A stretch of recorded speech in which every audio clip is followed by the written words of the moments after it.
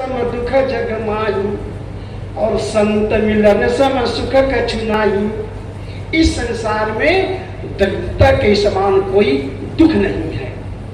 और सुख, देखिए, सुख और दुख की परिभाषा किसी से पूछना हो तो सदगुरु कबीर और तुलसीदास की हम बातों को समझें। सदगुरु कबीर कहते हैं, दुख में सुमरन सब करे और सुख में करे न कोई, और जो सुख में सिमरन करे तो दुख काहे को होए। क्यों कहा है? हम दुख में भगवान के नाम नहीं लेते, किसमें? सुख में। लेकिन दुख आता है तो हे भगवान बचा ले, हे सदगुरु बचा ले, हे परमात्मा बचा ले। उसी को आप सुख में क्यों नहीं कहते? क्योंकि दुख हमें जगाता है। एक हमारे सदगुरु हो गए हैं, सदगुरु श्री विशाल देव। उन्होंने कहा, जग दुख देखब कठिन है और सहज सब बात, देह भाव मद दोष बिनु कैसे निज को भात। कहते हैं, माता कौंती से वरदान मांगने को कहा भगवान श्री कृष्ण ने, माता जी वरदान मांग लो। तो माता जी ने कभी नहीं कहा कि मुझे परिवार दे दो, धन दो, ये दे दो, वो दे दो, संसारिक वस्तुएं दे दो। वो कहती हैं, हे भगवान मुझे देना है तो दुख दो। इसके पीछे बहुत बड़ा कारण है। दुख क्यों मांगती है माता कौंती? वो कहती है, दुख यदि मांगूंगी और दुख यदि मुझे मिलेगा तो मैं भगवान का, परमात्मा का, गुरु का नाम जरूर मैं लूंगी। और दुख नहीं मिलेगा, सुख मिलेगा तो मैं सो जाऊंगी, क्योंकि सुख में हम सोते हैं। सुख में हम सोते हैं। और कैसे सोते हैं? मोह सकल व्याधिन कर मूला, तही ते पुनि उपजहि बहुसूला। मोह में सोते हैं, काम क्रोध में सोते हैं, मायावी पदार्थों में सोते हैं। जगाता कौन है? झकझोरता कौन है? हमारे संत गुरुजन आते हैं समय समय से और झकझोरते हैं। और तुलसीदास जी कहते हैं, विचरहि संत मही यही हेता, जड़ जीवन को करहि सचेता। संत लोग जो विचरण करते हैं उसके पीछे सबसे बड़ा उद्देश्य है लोगों को जगाना। सदगुरु कबीर पूरे भारत में ही नहीं, विदेश में भी गए, देश विदेश से हों फिरा, गांव गांव की खोर, ऐसा जियरा ना मिला लेवे फटक पछोर। आप लोग सूपा में पछोर करके दाल चावल को बनाते हैं, पकाते हैं, ऐसे कहते हैं गुरु करना हो तो उसको भी आप पछोर करके, देख करके, सुन करके। कहावत है हमारे यहाँ कबीरपंथी परंपरा में, पानी पीजे छान के गुरु बनाए जान के, जैसे खाए अन्न वैसे बने मन। एक डॉक्टर ने लिखा अपने दरवाजे पर, sound mind in sound body. अच्छा शरीर में अच्छा मन निवास करता है। मैं डॉक्टर से पूछा, क्यों डॉक्टर भैया ये अच्छा शरीर में अच्छा मन निवास करता है, उल्टा क्यों लिखे हो? बोले, साहब जी शरीर ही अच्छा रहेगा तब तो मेरे पास में, शरीर अच्छा रहेगा तो मेरे पास में कौन आएगा? तो शरीर को मैं ज्यादा प्रधानता देता हूँ, आत्मा को मैं प्रधानता नहीं देता हूँ। मैंने कहा, साथी इस भाव को आप उल्टा कीजिए। और कोटेशन को मैं बदलवाया, sound mind in sound body. तो मैं कहा, sound body in sound mind. जिसका मन अच्छा है उसका शरीर भी अच्छा है, और जिसका शरीर अच्छा उसका मन अच्छा ऐसे नहीं है, ये उल्टा हो जाएगा।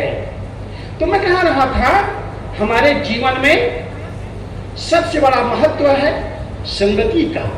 संगति जिसकी ठीक हो गई।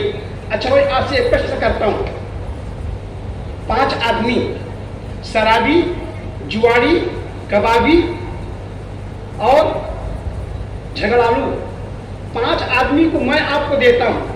5 आदमी को आप स्वर्ग भेज दीजिए, और 5 आदमी मैं भेजता हूं, आपको देता हूं। सत्संगी, हमारे फतेह भैया कितनी सेवा कर रहे हैं, सबको शरबत पिला रहे हैं ला ला करके। सत्संगी भैया, परमार्थी भैया, सेवा करने वाला, संतों की सेवा करने वाला, संतों के संगत में सबको बुलाने वाला, ऐसे में 5 आदमी आपको देता हूं। और उसको आप नरक भेजिए, होगा क्या? It is better to reign in hell than slave in heaven. 5 आदमी है वो स्वर्ग को नरक बना देगा, और 5 आदमी है वो नरक को स्वर्ग बना देगा। एक कंपनी, ये संगति में ताकत है। तुलसीदास जी ने कहा रामायण में, व्योम चढ़े रज गगन प्रसंगा, कीचई मिले नीच जल संगा, साधु असाधु सदन सुख सारी, और सुमिर ही राम देहि गनिगारी। एक तोता आप लोग पालते हैं, अब तोता को सिखाते हैं, अरे मिट्ठू राम कहो, लेकिन वही मिट्ठू पहुंच जाते शिकारी की यहाँ, मारो काटो पकड़ो। हाँ, वो ये नहीं जानता है कि साहेब बंदगी का हो कि राम राम का हो। संगति का प्रभाव, सुमिर ही राम देहि गनिगारी। एक धूल जब ऊपर चढ़ती है तो धूल को हवा मिल जाती है, और हवा के संसर्ग से वो धूल है कीचड़ बन जाती है, अथवा तो पानी के संसर्ग में वो धूल है वो कीचड़ बन जाती है। और वही जब धूल हवा के जब संसर्ग में जब आती है तो धूल ऊपर की ओर चढ़ जाती है आकाश में। ये संगति का प्रभाव है। ऐसी संगति की मैं आपको उदाहरण दूंगा कि उनके जीवन में यदि सत्संग नहीं मिलता, संत नहीं मिलते, सत्संगति नहीं मिलती, तो शायद उनका जीवन नहीं बन पाता। इसलिए गुरु कबीर कहते हैं, संगत कीजिए साधु की, हरे और की व्याधि, ओछी संगति क्रूर की। ओछी संगति क्रूर की। क्रूर आप जानते हैं आप लोग, तुलसीदास जी बड़े मनोवैज्ञानिक थे, और रामायण में ऐसी ऐसी बातें लिखे हैं कि यदि उसकी एक एक चौपाई को यदि हम चिंतन करें तो आपको ऑटोमेटिक परिणाम मिलना चालू हो जाएगा। तुलसीदास जी कहते हैं, सठ सुधरहि सतसंगत पाई, और पारस परस उधात सुहाई। सठ होता है वो सत्संग में आकर के सुधर जाता है, लेकिन मूर्ख है, मूर्ख हृदय न चेत, जो गुरु मिले विरंच संग। मूर्ख वो चेतता नहीं है। अब आप पूछेंगे साहब जी, सठ में और मूर्ख में क्या अंतर है? जी हाँ, सठ में और मूर्ख में अंतर है। अति खल को शिक्षा नहीं लागत, दुख पड़े पर आपुनी जागत। यहां भी दुख की बात आई है, और दुख की बात जब आती है तो यहां पर दुख हमें जगाता है। मैं कह रहा था, जीवन में संगति का बहुत बड़ा असर है। यदि हमें ये संत गुरु न मिलते, हमें आध्यात्मिक ज्ञान नहीं मिलता, हमें सत्संगति नहीं मिलती, तो शायद हम यहां तक नहीं पहुंच पाते। इसमें सबसे बड़ा कोई यदि योगदान है तो संगति का योगदान है। मति की रति गति भूत भलाई, जब जही जतन जहां जही पाई, सो जानव सतसंग प्रभाव, लोकहु वेदन आन को पाओ। ये सारी बातें जो मैं कह रहा हूं तुलसीदास की बातें हैं, और इसी को हम कहते हैं संगति। संगति जिनको संत मिल गए उसको दुनिया की सारी चीजें मिल गई। क्यों? मैं ऐसा क्यों कह रहा हूं? मैं इसलिए कह रहा हूं, आप रामायण के अंदर में वो प्रसंग देखिए, नौथा भक्ति। नौथा भक्ति में तुलसीदास जी मंत्र देते हैं, प्रथम भक्ति संतन कर संगा। प्रथम भक्ति संतों की संगति, एक स्टार्टिंग है। शुरुआत आप जब अच्छी नहीं करोगे, एक कोटेशन लोग बोलते हैं इंग्लिश में, and well be all well, अंत भला तो सब भला, और मैं इसको उल्टा करके बोलता हूं, to start well the end well. अरे शुरुआत ही नहीं करोगे तो अंत कैसे होगा मेरे भाई? पहले शुरुआत तो करो। सद्गुरु कवि कहते हैं, जैसी लागी और की वैसे निभे छोर, कौड़ी कौड़ी जोड़ी के पूंजी लक्ष्य crore. Continuity is the stair of perfection. आपके अंदर में कंटिन्यूटी नहीं आएगी, आपके अंदर में निरंतरता नहीं आएगी, तो आप किसी भी क्षेत्र में आपको सफलता नहीं मिल सकती। आप नोट करके रख लीजिए कि मठ मुरैना में अमुक साहब ने ये बातें कही थी। निरंतरता की बहुत बड़ी आवश्यकता है, चाहे गायन के क्षेत्र में हो, चाहे संगीत के क्षेत्र में हो, चाहे डांसिंग के क्षेत्र में हो, चाहे फिल्म के क्षेत्र में हो, चाहे शास्त्रीय संगीत के क्षेत्र में हो। सभी क्षेत्रों में लगन, गुरु से लगन कठिन मेरे भाई, गुरु से लगन कठिन मेरे भाई। जैसे गुरु से लगन लगाना कठिन है, ऐसे एक एक कला को सीखना बहुत कठिन है। और कला ऐसी नहीं मिलती है, एक एक कला के लिए हमें पापड़ बेचना पड़ता है। राम कुमार साहू इतना छोटा सा था बेटा, इतना छोटा सा, 8-10 साल का, और तब से आज देखो आज कहां तक पहुंचा है। छत्तीसगढ़ के नामचीन कलाकार, और मैं मानता हूं कि ऐसे कलाकार दुनिया में बहुत कम पैदा होते हैं, बहुत कम। वो कहावत है, the child is father of nation, हो नहार गिरवान के हो चिकने पार। मोना सेन सब जगह नहीं मिलने वाला है आपको, कोई कोई मेरे मोना सेन पैदा होती है कभी कभी किसी किसी जगह पर। अब ऐसे जो कलाकार होते हैं अपने तो चाहते हैं, दुनिया को जगाते हैं। मैं इस क्षेत्र में थोड़ा कमजोर हूं, संगीत के क्षेत्र में, लेकिन अब बेटा ही बाप को सिखाता है, चेला ही गुरु को सिखाता है। और आज हम जो यहाँ पर कुछ काबिल हैं, तो भले ही लड़का है वो ये कहे कि नहीं साहब जी ये बात गलत है, लेकिन मैं तो उनको आदर्श मानता हूँ, राम कुमार को। और इसके पीछे निरंतरता, सद्गुरु कवि की साखी, जैसी लागी ओर की वैसे निभे छोर, कौड़ी कौड़ी जोड़ के पूंजी लक्ष्य करो। जीवन में बहुत सारे महत्व हैं, 7 मेरे पास में ऋचा और पॉइंट है, लेकिन 7 बातों को कहने के लिए मेरे पास में समय नहीं है, इसीलिए केवल मैं 2 पॉइंट को मैं उठाया हूं। 7 में से केवल 2 सूत्र है। प्रथम सूत्र संगति, जिसकी संगति अच्छी उसकी सब कुछ अच्छी, और जिसकी संगति खराब उसकी सब कुछ खराब। और हमारे कविपद में एक और खराब है, जिसका चूल्हा अच्छा उसका दूल्हा अच्छा है ना, मजेदार है ना। चूल्हा और दूल्हा, जी हाँ, बहुत बड़ा संबंध है। ईटिंग एंड ड्रिंकिंग, लोग कहते हैं to eat and drink and be marriage, खाओ पियो और मौज उड़ाओ। खाना पीना और मौज उड़ाना एक जिंदगी का मकसद नहीं है। हमारा मकसद है दुखों से छूटना, हमारा मकसद है जियो और जीने दो को उतारना, हमारा मकसद है जियो और जीने दो, हमारा मकसद है शांति से जीवन जियो और शांति से दूसरों को ही जीने दो।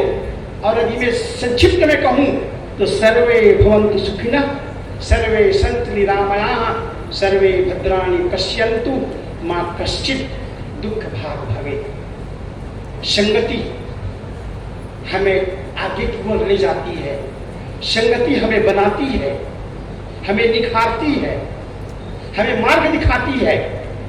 और संगति यदि हमें नहीं मिलती तो आप कल्पना नहीं कर सकते कि आप कैसे होते। आप बस संगति का बहुत बड़ा योगदान है।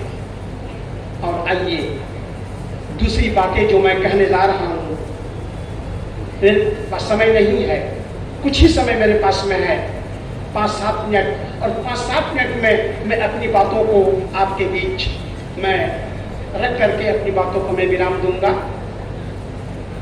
सुमति,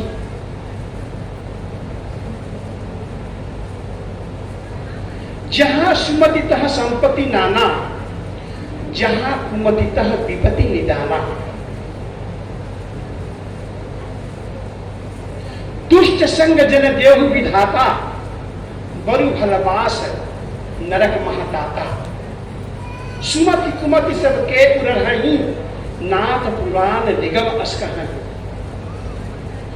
सुमति हमें एकता की ओर ले जाती है, और जहां जिस घर में सुमति होती है वो घर घर हो जाता है, वो घर स्वर्ग बन जाता है।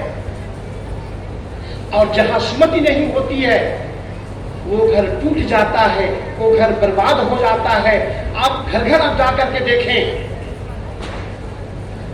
ऐसा कोई घर नहीं है जिस घर में ये दोनों चीजें ना हो। लेकिन मैं ये मानता हूं सुमति हमें बनाती है। चार भाई जब इकट्ठे होते हैं तो बड़ी बड़ी बिल्डिंग खड़ी कर देते हैं, लेकिन वही चार भाई जब अलग हो जाते हैं तो आधा एकड़ खेत लेना भी मुश्किल हो जाता है। एक छोटा सा दृष्टांत कहा करके अपनी बातों को मैं बस विराम दूंगा। मैं आप सभी लोग बने रहिएगा, कोई उठ करके बीच में कोई नहीं जाएंगे। आप सब यहाँ कुछ प्रसाद लेकर के जाएंगे, आप सबसे बार बार मेरी विनती है। और उसके पहले मैं वो एक भजन मैं प्रस्तुत करूंगा। लक्ष्मण मस्तूरिया जी, दो ही भजन उसके प्रसिद्ध हुए हैं। एक तो जिंदगी बीना देवानी के जो लिख करके वो गाए हैं कि नहीं गाए मुझे पता नहीं, लेकिन हम लोग गाते हैं। और एक है मोर संग चलो रे मोर संग चलोगा। इसी तर्जमे भजन हमारे कलाकार लिखे हुए हैं। डॉक्टर लीलमणि जी साहू चिवरी वाले, वो है नहीं, लेकिन उसके भजन को मैं बराबर गाते रहता हूँ। तो मैं कह रहा था अपनी बात को, सुमति सुमति एक ऐसी धरोहर है जिसको हम आगे बढ़े जीवन में लेकर के तो हमारा घर टूट नहीं सकता है। और आज हमारे घर में टूटन है, फूटन है, उड़हन है, झगड़न है। इसका एक कारण है कुमति।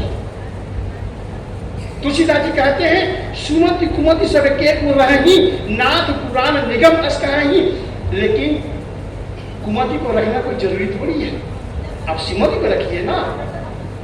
इसलिए हम इंसान हैं, हम सुमति को रखें और सुमति को रख करके हम आगे बढ़ें। और आगे बढ़ने के लिए दो चीज बहुत आपके लिए फायदेमंद है, एक संगति और दूसरी सुमति। यदि दो चीज हो जाए तो आपका घर नर्क कभी नहीं बन सकता है। आप नोट करके रख लीजिए इसको।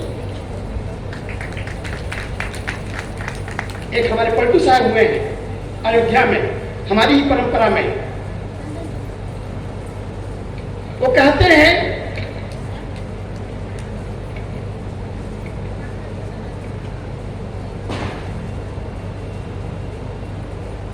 कुमति, कुमति मतलब सीधा सीधा उन्होंने मान करके चला है कि कुमति रावण के पास में, कुमति दुर्योधन के पास में, और कुमति बाली के पास में, और कुमति कंस के पास में। चार राजा हुए और चारों राजा में एक चीज वो समानता थी, वो थी कुमति।